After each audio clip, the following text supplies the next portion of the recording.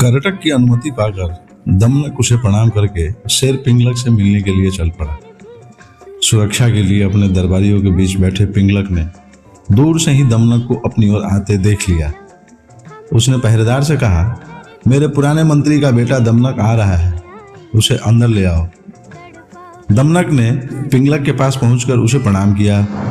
पिंगलक ने अपने भारी पंजा उठाकर स्नेह दिखाते हुए दमनक के कंधे पर रखा और पूछा, कहो दमनक, आज बहुत दिनों के बाद दिखाई पड़े, किधर से आ रहे हो? दमनक बोला, महाराज, हम तो महाराज के सदा से ही सेवक रहे हैं, हम आपकी सेवा छोड़कर कहाँ जा सकते हैं?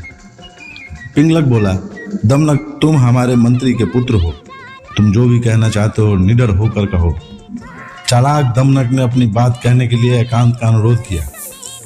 पिंगलक ने अपने अनुचरों की ओर देखा। राजा की इच्छा समझकर आसपास के जीव जंतु हटकर दूर जा बैठे।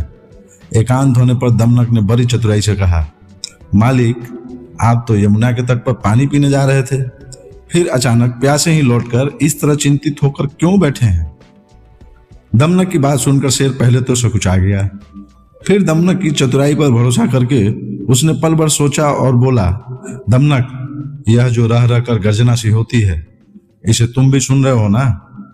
सुन रहा हूं महाराज, बस इसी के कारण मैं चिंतित हूं। लगता है इस वन में कोई विकट जंतु आ गया है, जिसकी गर्जना ही इतनी भयंकर है, वह खुद कैसा होगा? इसके कारण मैं तो यह जंगल छोड़कर कहीं और चले जाने का विचार कर रहा हूं। दमनक ने कहा, लेकिन महाराज, अपने पुरखों का जंगल छोड़ने से पहले पता तो करना ही चाहिए कि यह किस चीज की आवाज है। यह तो गुमायु गिदर की तरह डरने की बात हुई, जिसे बाद में पता चला कि ढोल में तो पोल ही पोल है। पिंगलक ने पूछा, गुमायु गिदर के साथ क्या घटना हुई थी? दमनक गुमायु की कहानी सुनने लगा।